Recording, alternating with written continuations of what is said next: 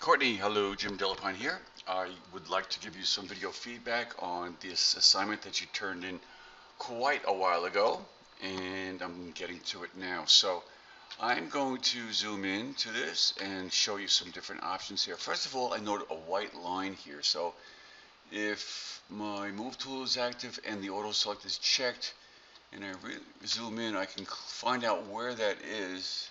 See, it's hard to see. Hmm. It's hard to see until you zoom out, but let's see here.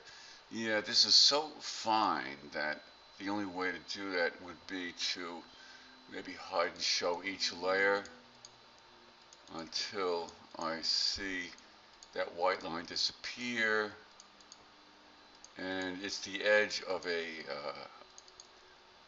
file here. Let me see here. There it is. So it's on the broccoli layer. So if you select the layer mask for the broccoli, go to your paintbrush tool, make sure you're at 100% hardness, and with black as your foreground color, just mask that line out. A little tip here, if you click and shift click, you'll get a straight line to quickly hide or mask out that white line, okay? So let's look at options here. This logically cannot work. An avocado and the grapes, they're just floating there. So you have to make it look like it's part of the image. So first of all, I'd like to rearrange certain elements here. So I'm going to take the watermelon and note that with the move tool active and the auto select checked, any element that you click on, pixel wise, it'll go right to that layer. So I'm going to take the watermelon and bring it down below everything, and this way all the elements will be in front of it, and I'm going to reposition them. And first of all, the broccoli, it looks like it could be sticking into the watermelon just like as is. You know, you don't want to attach elements simply by restacking the layers. So let's look at what we can do with regards to these eyes here. All right, so I'm going to bring the avocados up a little bit, maybe even rotate one of them, Control T. And then if I move this center point down here, it will rotate around the center point, just so you know that, okay? So let's just off-center them a little bit for fun. And then I'm going to select the layer mask. And then if I zoom in, I'm going to go to my paintbrush, again making sure it's at 100% hardness. You can reduce and increase the brush size of the brush tool by hitting the left or right bracket key. So I'm going to make that really small.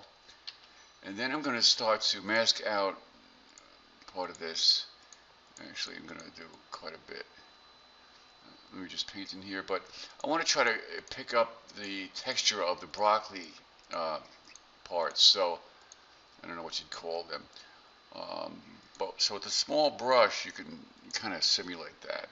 But I want it to appear as if the avocado is sticking into the broccoli. You see what I mean? So something like that, I guess, could work. And we'll do the same thing for the other eye. All right, let me get a large paintbrush. It makes it a little more apparent if it's hiding part of the pit. You know, so now with the smaller brush size, I'll just kind of try to simulate that texture. So you see what I'm getting at, okay? So now we can try to do the same thing. So there we go. All right, I think that looks good. So we could do the same thing with the grapes, because the grapes are just floating. So you know, you'd have to kind of arrange them in a way that, let's see here. I don't know how to do this, but see, it kind of looks like the Cookie Monster here. But oh, and the avocado here, I did not mask out this part here. Whoops. See, I didn't have the layer mask active. So, okay. So now we can arrange the grapes accordingly and kind of try to, I mean, it's going to be an odd looking mouth, but I have to get it up into this broccoli area. And so on each individual grape, you would select by the way, it's good that they're red. You can also increase the saturation to make them a little more vibrant, but that's another. So now with the layer mask active, I will try to make it look like the grapes are sticking in. So you get the idea. Okay, Okay, so in each grape you could do that. And when it comes time next week, I'm going to be asking for adjustment layers that are clipping masks. So for example, with this, let's say we go to use saturation, and I adjust the saturation or vibrancy. Notice how it affects all the underlying layers. But if you hold down the Alt key or the Option key and hover your icon in between those layers and click, it is now a clipping mask. Okay, so you could even change the color if you want. So there's lots of things you can do here. Okay, so that would help it stand out, and you actually would want to probably do that to all of the food items, because food items you want to increase the saturation. It makes them look more, makes them look healthier and so on, and you can have fun with that. All right. Also, so with regards to the utensils, you want them to look like they're sticking into the watermelon to make it look like it's attached or part of it. So the same basic principle goes for that. So if you select the layer mask, go to your paintbrush tool, get a reasonable size brush. I'm using my right bracket key, and just make sure, and just click on that, and then go to this one, and whoops. See, this is what happens now if you don't have the layer mask active, because that means you're painting on the layer. So just do that. Now for this case, you may also want to change the color of these, the tongs. So again, adjustment layer, use saturation, immediately make it a clipping mask by alt clicking here, and then you can change the color by adjusting the hue, okay, and then increase the vibrancy by increasing the saturation. All right, so that kind of thing could be really helpful. And then to make it look like it's sticking into the watermelon, this broccoli, for example, and this basic principle would hold true with everything else. Okay, so for the broccoli, what you'd want to do is this.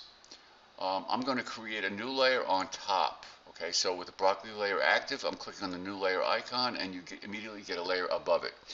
So what I would do is I would sample this darker green here. See, with the paintbrush active and holding down the Alt or Option key, it gives you the color sample tool. I'm going to select a darker green. All right, and now with my paintbrush, I'm going to Control click on the broccoli layer mask. That puts a selection around that layer mask. Now, when I paint, I'll zoom in. I'm just going to kind of, with a small brush, you know what I'm going to do? I have a selection active. I'm going to hit Control H to hide the selection. It's still active, but now it's hidden. So now I'm just going to hit these edges here. And that gives it kind of a, very carefully. If the broccoli was actually sticking into the watermelon, you'd get something that looks like this. Just be very careful with it, okay? All right, so now, if I hit Control H again, it shows the selection. I'm going to hit Control D. Now, note that that is on its own layer, so you have control. So if you made a mistake, you can go back and erase it or whatever you want to do. So now what you need is another new layer. So for the broccoli, I'm going to click on the new layer icon. All right, and now what we'll do is create a shadow. Okay, that will ground it and make it really look like it's into the watermelon. All right, this one's going to be a little tricky, but let me just rename the shadow. Spell it correctly. I'm big on spelling things correctly. And so now what we'll do is click on the foreground color and select a medium gray. All right, along here. I'm going to hit OK. All right, now paintbrush. I'm going to click on the paintbrush icon, make it 0% hardness. Okay. All right, so now I want to get a larger brush, so I'm hitting my right bracket key. So now I'm going to get actually a very large brush. I don't know what I'm going to do here yet, but I'm just going to click right there. Let me just, you're going to have to experiment a little bit with this, okay?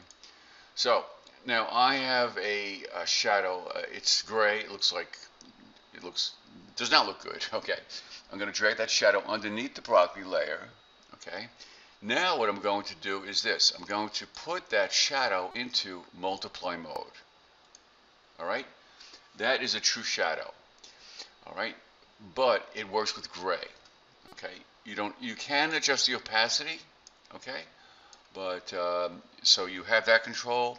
You can now go in and finesse it a little bit more, and so on and so forth. Okay, you can make it a little darker by selecting a darker gray.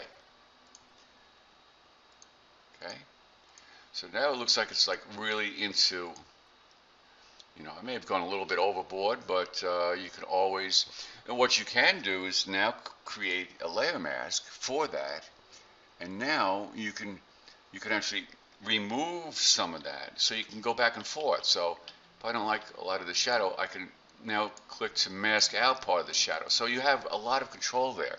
So I want you to do the same thing for these utensils. All right, make this look, fun, have fun with this. Take the utensils and rotate them. Here's how you can rotate around a certain center point. I'm taking the center point, bringing it up here, and then rotating it. All right, make it look like it's dancing. So hit enter. Take the knife. That may be a center point because he's on tippy toes, so to speak. It actually might be a good idea to rotate it and have him on his point. It's up to you. All right. So make note of that. Make those adjustments, and you can have this can turn out to be fun. You may also want to consider putting something in between the tongues for fun. So all right, all right.